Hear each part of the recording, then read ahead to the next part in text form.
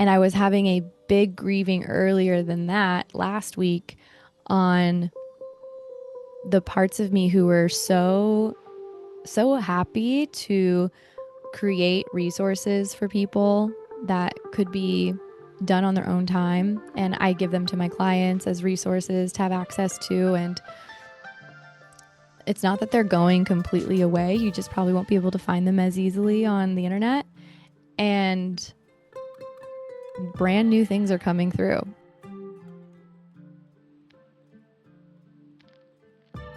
Hi, love. Welcome back to the Pelvic Pulse podcast. I am Dr. Brittney Ellers, your host, and I cannot believe we are here. We are in the final episode of season 3, episode 72. Wild. Since May, this season has been a living, breathing reflection of what it means to stay in rhythm with life. We've had 10 incredible guests and 10 incredible original meditations inspired by my clients, my travels, the tender moments of my own body's unfolding.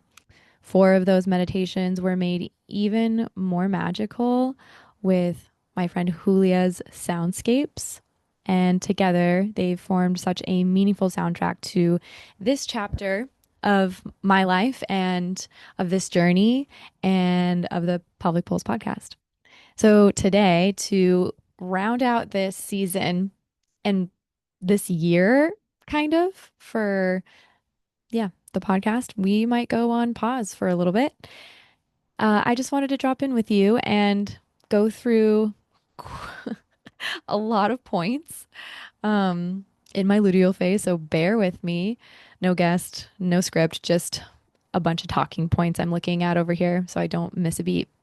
And I just want to have honest reflection with you on what this season has taught me, season of pod and my life, and what I'm refining. I feel like as of last week, a big refinement has kind of dropped into my mind and my, yeah, just my energy, my field. And so take a deep breath, maybe put a hand on your belly, and let's get to it as we take a deep breath in and breathe out. Okay. So just reflecting really, not quickly, but reflecting succinctly on what this last season of the podcast has been, I was noting a few different powerful threads that I just wanted to weave in for you. And again, we did something really different here, and I'll talk about that more. 10 guests, 10 meditations, which really were an offering of my heart and a desire to get some of the quote unquote vaginal alchemy work that I do to you to experience. And I themed them based on what felt appropriate, what was also available for me to create, and what just, yeah, felt very prevalent in my clients' lives. Some of them I created straight up because a client needed something like that and didn't have a resource to refer back to. So those were sometimes custom made, but then shared obviously for everyone to enjoy and experience. And those threads that I saw were pregnancy, postpartum, pleasure, pelvic pain, especially like period and endometriosis specifically, and projector slash primal power. And that primal power piece really came through in the last meditation, which was a collaboration with Hulia that came out in such an aligned way. It was the last meditation, and it was released days after this guest episode where I was on my friend Kat Dow's podcast, where we talked about sexual trauma and we talked about endometriosis and rage. And that was all the same week. It was aligned with the blog that I wrote to coincide with the meditation. And I just feel like this season really was an experiment of falling into flow. And I've never ever done a weekly drop like this for 24 straight weeks. And it felt so good to give it variety. And it never felt like pressure to put this work out there. That was something I'm very, very proud of having this assortment, right? Of strong conversations, amazing guests. And even though 24 guests is nice too, it felt really good to yeah, hone in on some of these meditations and offer something slightly different than you might not find on most podcasts. So then, of course, because this is a 24 episode season, we had 4 solo episodes with me, and that has been a practice in and of itself. Coming on here and talking to you straight at my own face, if you're watching this on YouTube. And I do want to share about the refinement because, again, this was a delivery refinement of how I'm actually sharing the podcast and how I'm sharing it online weekly. Yeah, it's just been a really, really cool mix. I feel like I've been seen in a lot of different ways through these solo episodes, for example, but also through more writing online and being in person and joining different online groups that I've never been a part of before. And, especially after reclaiming or, coming up with a name and then really owning the name therapist, I feel like the vulnerability there has really stretched me and has anchored me in. I've never shared so deeply some of these parts of my stories before, including the priest's daughter's pathway, that blog, and also the cherished blog were very, very new for me to share in that way. And also recording those and just reading through the actual writing that I put out there was different and expansive. And also, it's a huge part of my mission here. So do not forget that part of what this podcast is for, the purpose of it is to take some of these taboo topics and make it less taboo. Talking about everything that I named before as the threads for this season, pregnancy, postpartum, of course, maybe those are easier to talk about, but still, for some, not because of fertility issues, being over 35 and, not having ever had been pregnant and also fully trusting that that is going to happen. I actually really wanted to make these topics less taboo and name that is because I really want people to have the support that they need. I want them to be able to get it without having to dig so hard for information or be led to information that could be potentially harmful or just not accurate. And oh my gosh. So here's a little client story for you. I had someone in my office recently who is perimenopausal. She had been using the red light therapy wand, so the Joy Lux wand. If you're not familiar, check it out. And she actually was explaining to me that it made her feel numb after using it for a while. And then she stopped using it for 3 weeks, and her sensation in her tissues down low came back. And I went digging after she left into some research, and then I went on their website, and then I got onto Reddit.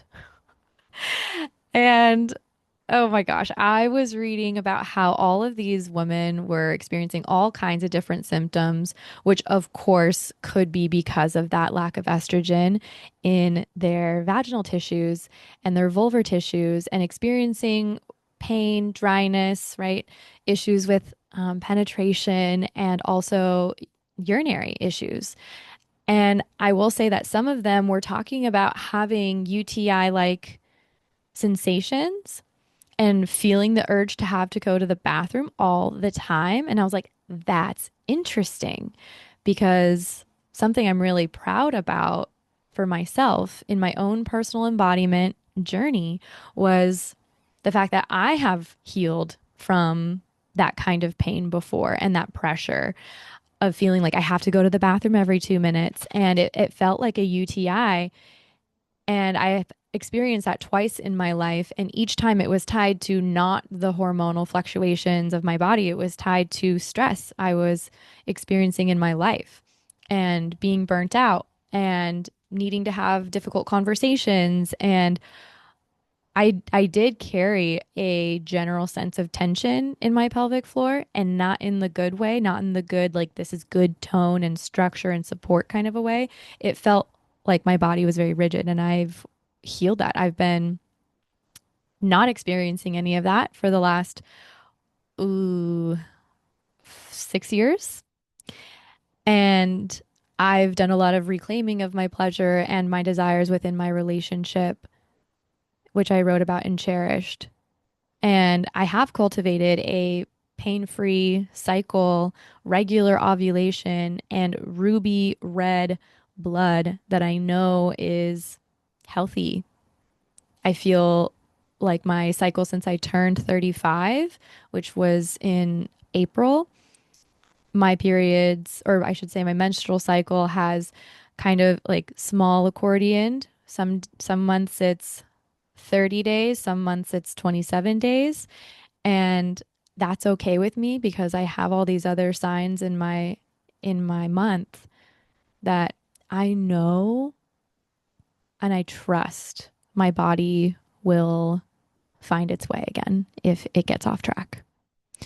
And that kind of also ties into the taboo topic of being 35 plus and wanting to get pregnant. And like I said before, I have never been pregnant. And I was asked by another client the other day, are you guys trying? And I said, no, but I honestly have worked a lot through the fears of not being able to. And James and I are doing our own conscious work on creating health and, lifting up the baseline a bit of our health and well-being. So, for example, one thing we're doing is we're not drinking right now. And we haven't been drinking since, for me, May, and for him, since July. So, we're not trying anytime soon. If you're listening to this, mom and dad, or we're not doing this anytime soon. And that's okay. I think we're just going to take our time with it. And I don't even want to use the phrase geriatric pregnancy or advanced age pregnancy. It's just going to be a pregnancy in my late 30s, most likely. So I again am really proud of those embodied, learned experiences. And I feel like now that I've had those experiences and now I'm always learning. I'm just that kind of person, always a forever learner. And right now I have some mentorship within like movement and developing again a lifted baseline of what my fitness and dynamism can be and look like. It's been really, really interesting, even as of late.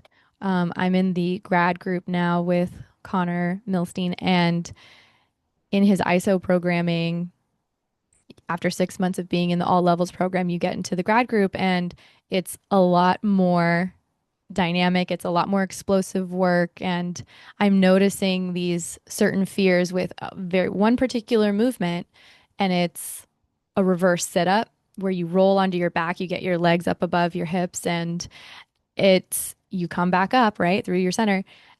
And I'm integrating this fear of breaking my neck that I've had since I was a kid.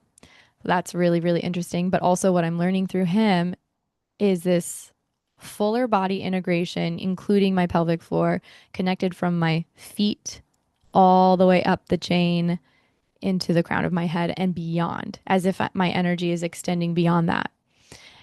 That's been really, really cool. And I will definitely be doing a 6 month update after I'm through this, whether that it's in a whether that's in a blog or in a podcast episode, I don't know yet, but stay tuned and check him out.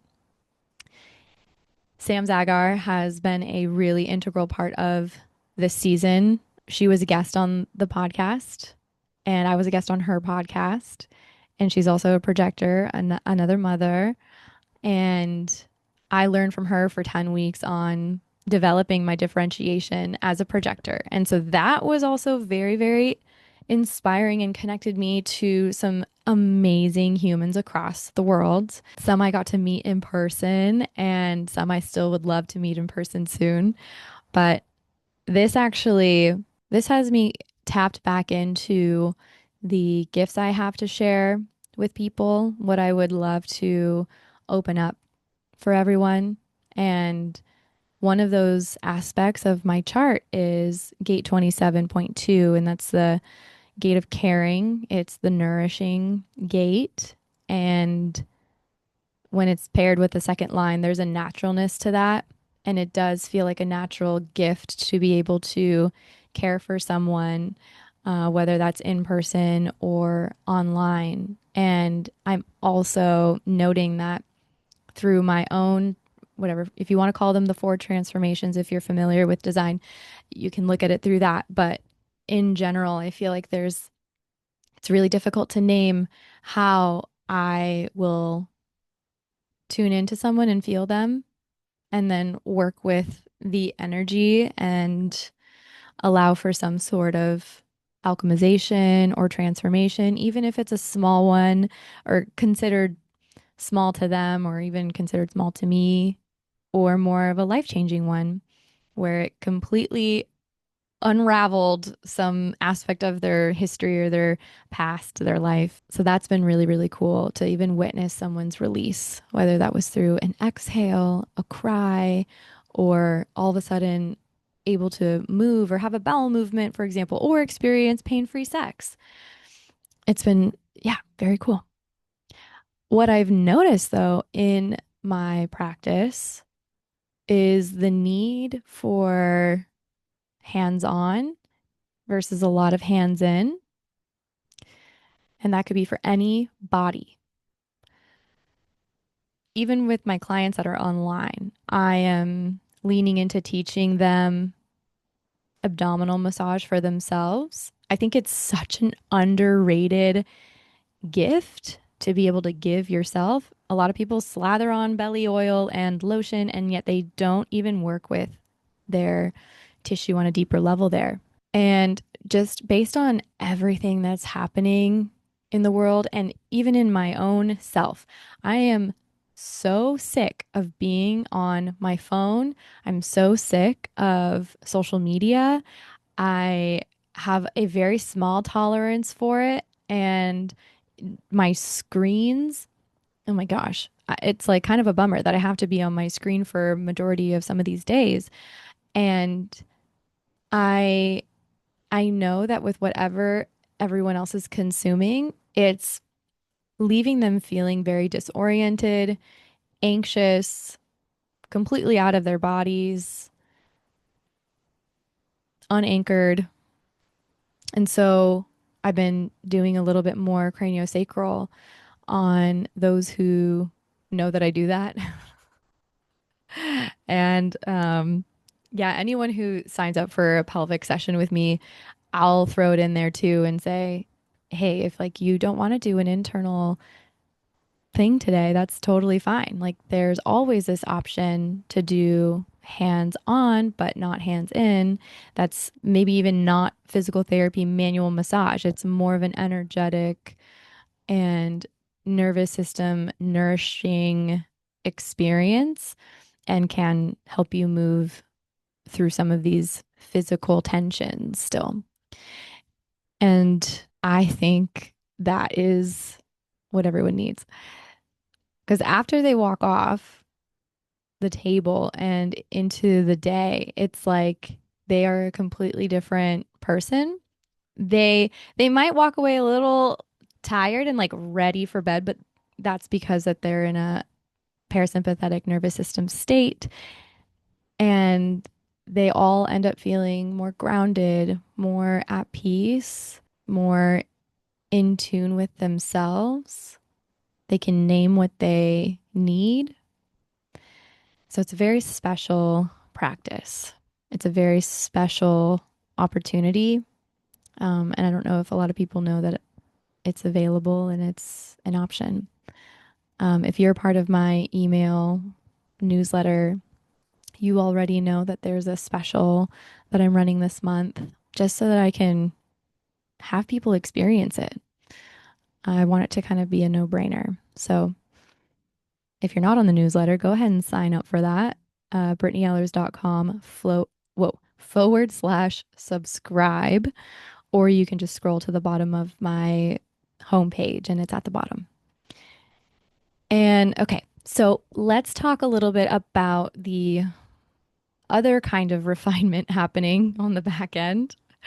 Vaginal alchemy is at this point not open for enrollment, but that is because she is going through her own transformation.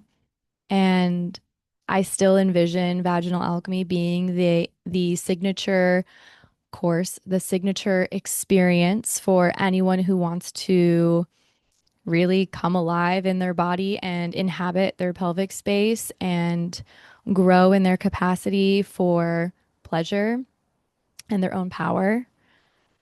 And there are a lot of subtopics from there that I can pull out. And I'm in a big creation mode. I feel like I was telling one of my best friends, Robin, just in a voice note earlier. I don't feel like I've actually been able to create anything new like for a long time. It's been probably a year to a year and a half where I've actually created something brand new. And I don't know if it was the full moon in Aries or Mercury in Scorpio at the beginning of this week, which happened to also be her birthday and also happened to be another call that I had with the vaginal alchemists who are in the program right now. That was just an amazing session and something that was coming through later, like last night, literally, was a whole reformatting of all this stuff. And I was having a big grieving earlier than that last week on the parts of me who were so happy to create resources for people that could be done on their own time. And I give them to my clients as resources to have access to. And it's not that they're going completely away. You just probably won't be able to find them as easily on the internet. And brand new things are coming through. I don't know at what pace and I don't know in what order, but just know that when I leave you on this episode of this podcast, by the end of this month, there should be something new for you to experience with me and in my world. And it will likely be something you want to be a part of. And I really want you to be a part of it, especially if you are a listener of this podcast. If you are already in my community, great. Stay there. You will be the first to know about all the things.